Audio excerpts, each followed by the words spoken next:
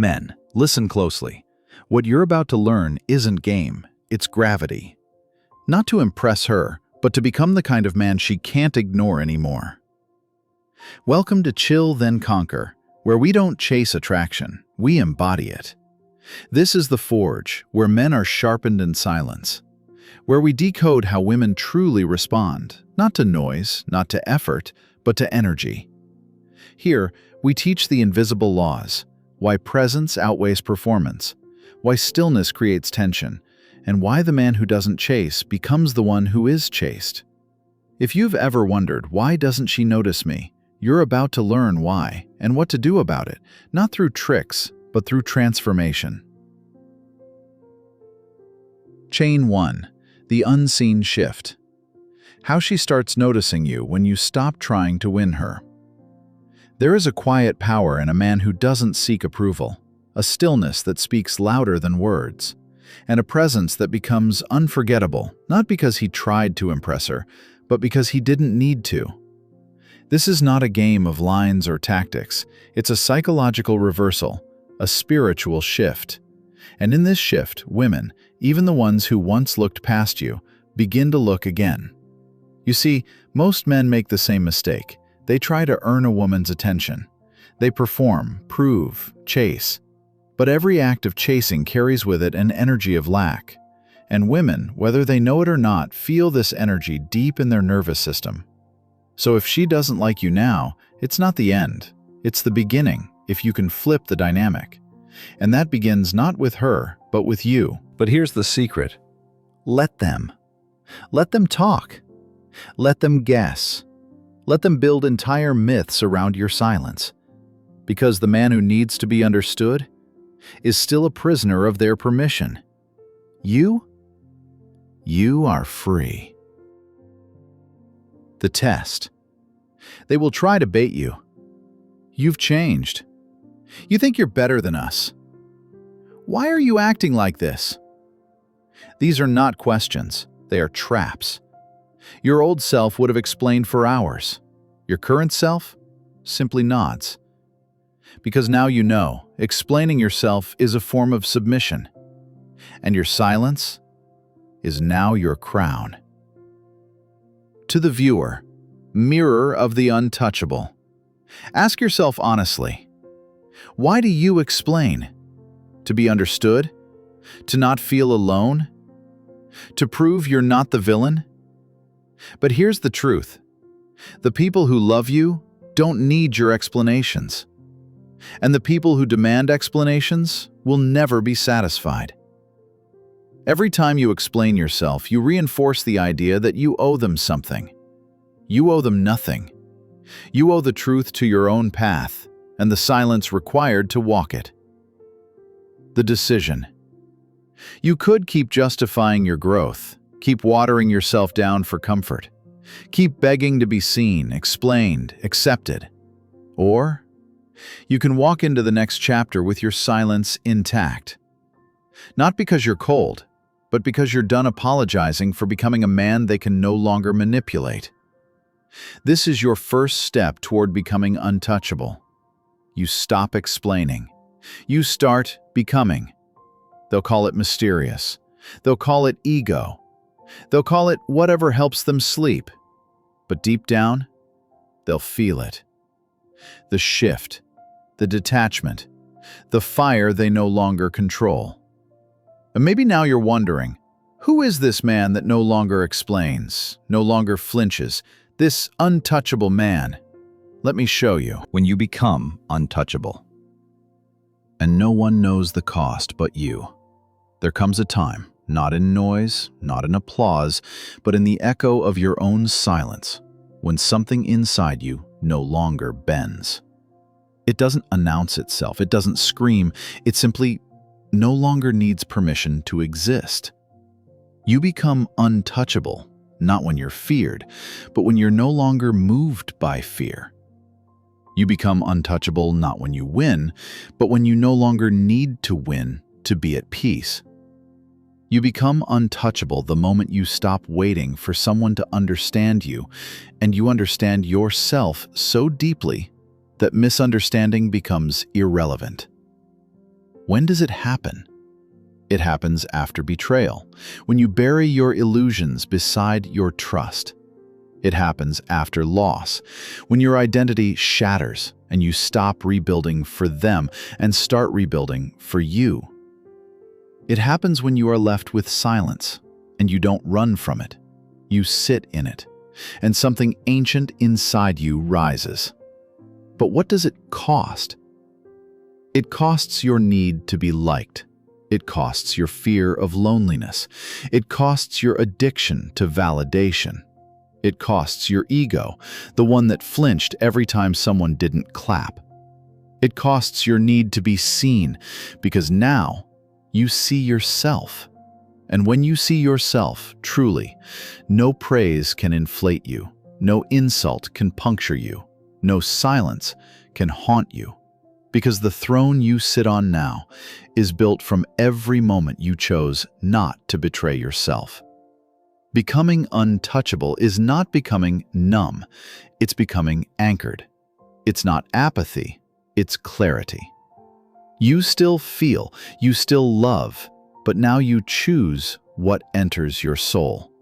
And you protect it like a citadel, not out of fear, but out of honor. Final words. They won't know when it happened. They won't see the fire it took. They'll just say, he's different now, quieter, but somehow stronger. And you'll say nothing. Because the untouchable man doesn't explain himself. He embodies himself. And now, the next chain will be even sharper. We explore the second sign of true inner power. The man who cannot be flattered, cannot be broken. Chain 2. You are immune to praise or hate. The man who cannot be flattered, cannot be broken. They call him cold. They say he's unfeeling. They whisper he's lost something. His warmth, his openness, his spark. But they don't understand what it means to stop being controlled, because this man, he's no longer swayed by compliments. He doesn't shift when they praise him, and he doesn't crumble when they insult him. He has stepped out of reach, emotionally sovereign, immune to both applause and attack. And that makes him untouchable in a way they can't explain and will never control. The illusion of praise. Praise is not just words, it's bait. It's the soft side of manipulation, the velvet glove of expectation. They tell you you're brilliant, so you'll perform. They call you kind, so you won't say no. They compliment your strength, so they can later demand more from it. But here's the truth.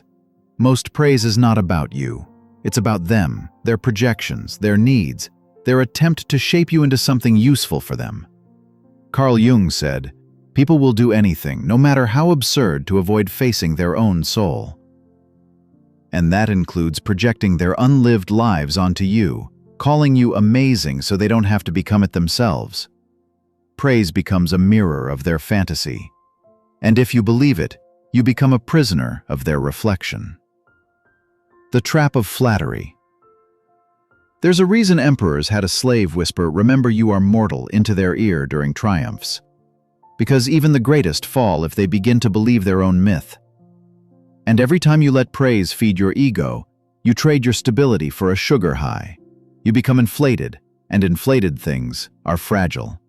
What they praise you for today, they will crucify you for tomorrow. The world will say, "He's a genius," Until you speak against their comfort. Then suddenly, "He's arrogant, dangerous, out of touch." This is the cycle. Praise raises the stage, hate brings the knives. The Stoics knew this.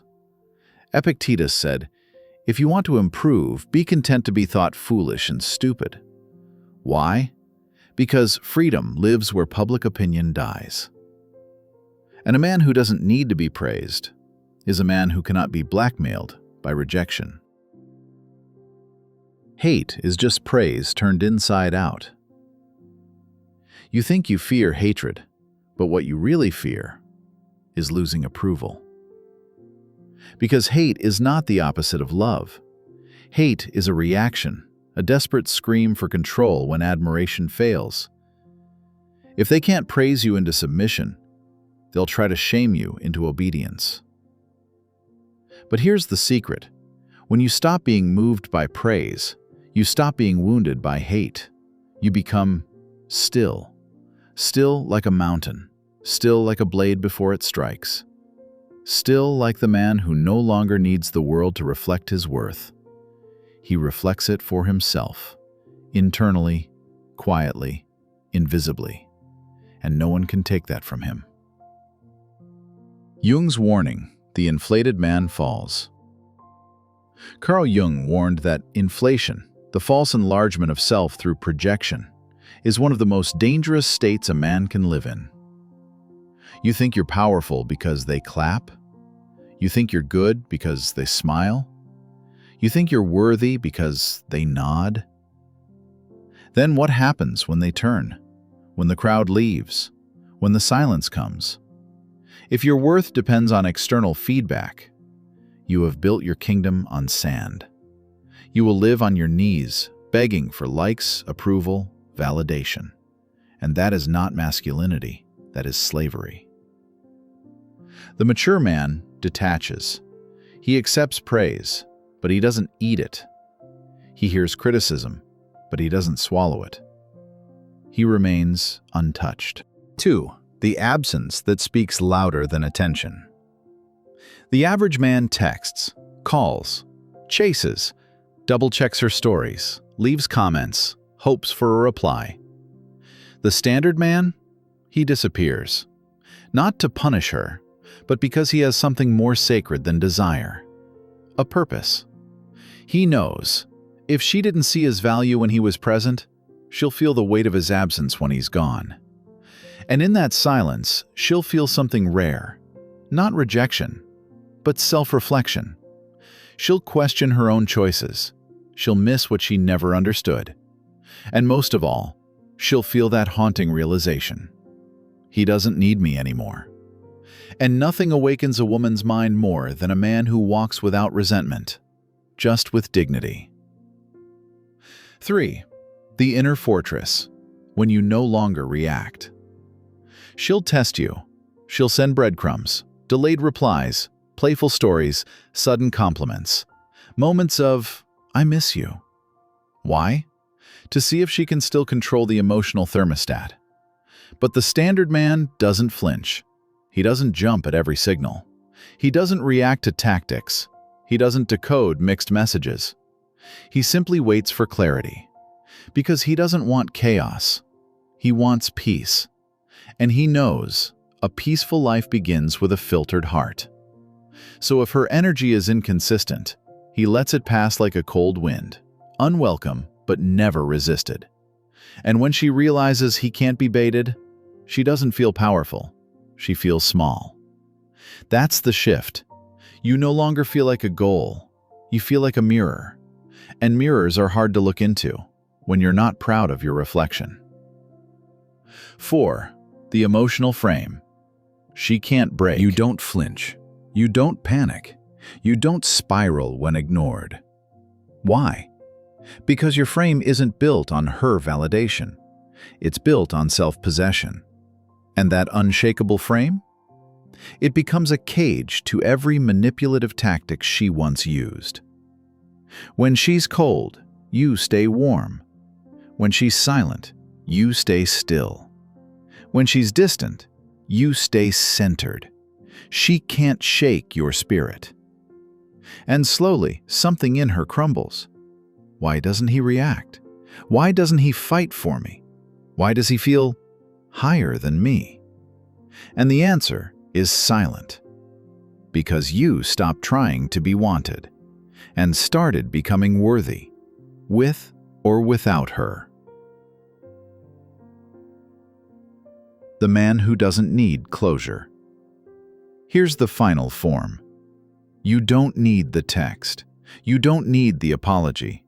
You don't need her to admit she was wrong. You don't even need her to come back. Because you've found the thing no woman can offer you, completion within yourself. And when she senses that, it wrecks her sense of control. She'll test again, reach again, whisper again. But you've become complete, not waiting. Open, but not available. Compassionate, but not compromising. And that's where the chase reverses. Not because you tried, but because you transcended the need to try. You don't impress her, you outgrow her.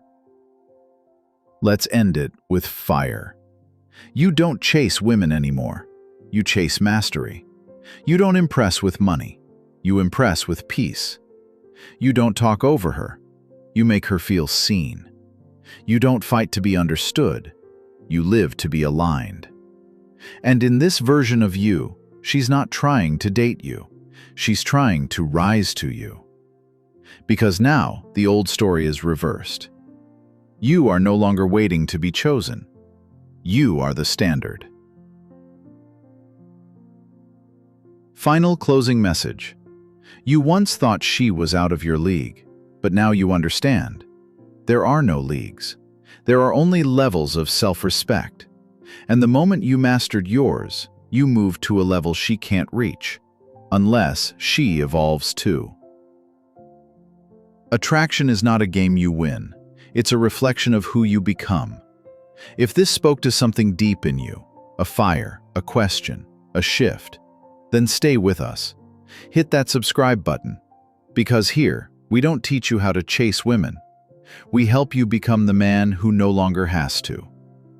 One video at a time, we forge men of gravity, stillness, and fire. Welcome to the transformation. Welcome to the standard.